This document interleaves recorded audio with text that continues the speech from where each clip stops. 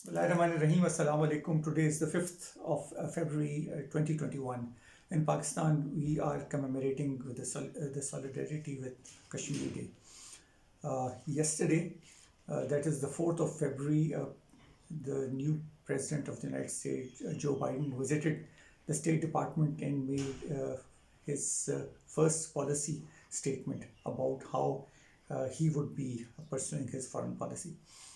He said that they will not be rolling back, the Americans will not be rolling back to Russia. They will stand up and be reckoned with. He is stopping the withdrawal of forces from Germany. He will be re-engaging with NATO. He will no longer be supporting the Saudis in their military venture against Yemen. He is for a restoration of democracy in Myanmar, and several other issues which he thought were important. Missing from his debate were a few things that I wanted to highlight. He did not talk about the situation in India or Pakistan. He did not talk about the situation in Afghanistan, whether he would be putting on hold the withdrawal of further forces or not. Meanwhile, the Indian embassy in New Delhi has urged upon the government of India to resume talks with the farmers. So missing from this larger conversation was any discussion about South Asia, namely India, Pakistan and Afghanistan. So Mohammed, how do you look at it?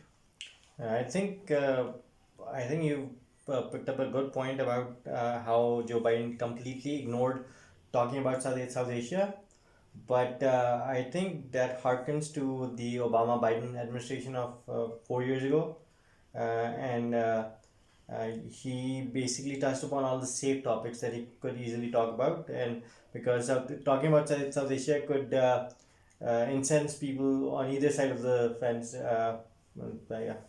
Particularly now that he has a South Asian / African heritage Yeah. vice president. He also did not talk about Iran. I think eventually he will have to talk about Iran, but his primary concern right now is to roll back everything that Trump did. And what Trump did was he rolled back a lot of the things that Obama did when it comes to Iran.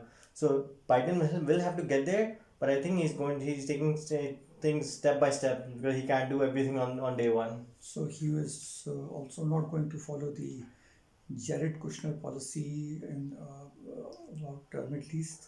I don't think so, and frankly, I think if they are not already reviewing all his dealings in the Middle East, they should review them because I don't know what Jared Kushner gave up to get those friendships.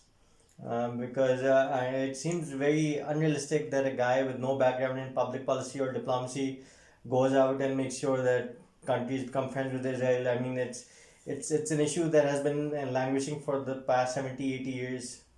You can't just solve it in overnight. So the very cushy relationship that Trump had with Ms. Mohammed bin Salman and the weapons that he was exporting to Saudi Arabia and also to UAE would also witness a slowdown, would you say? Perhaps, but I wouldn't say the relationship was cushy. It was all very business focused.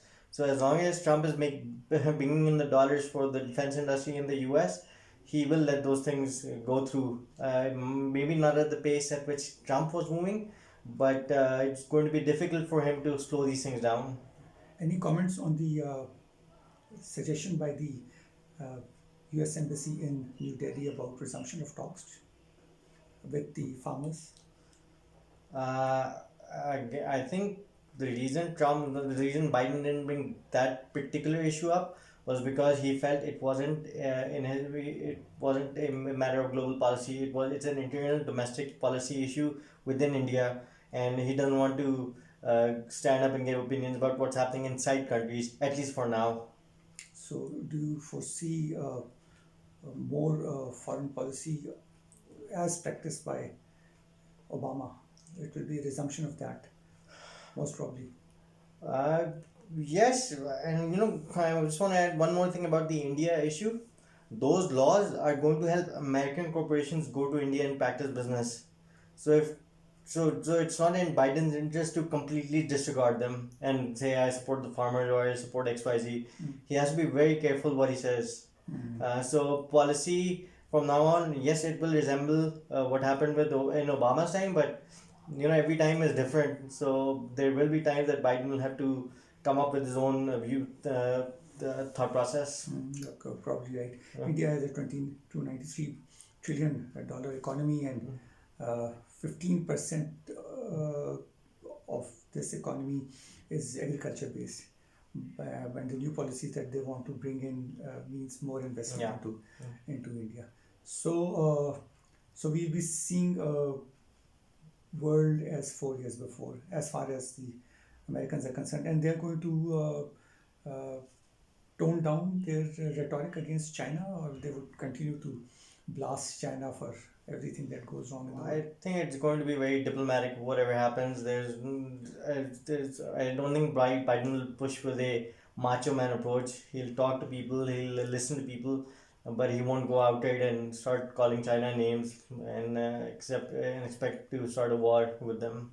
And what will be their policy on CPEC? Because previously there was a lot of negative vibes were coming from the State Department about Pakistan's collaboration with China in the economic corridor. I think that's quite interesting. See, the thing is, CPEC, whatever happens in the CPEC is between China and Pakistan and perhaps the rest of the countries that are involved in the CPEC. I think if the US says something about the CPEC, negative or positive, it's more of a case of sour grapes. They can't let Pakistan stabilize or Pakistan to get the support from China, where they think because they don't want to lose control over that country or that region. Makes sense. Thank you very much for your opinions. We will be looking forward to your comments. Thank you very much for now. Have a nice day.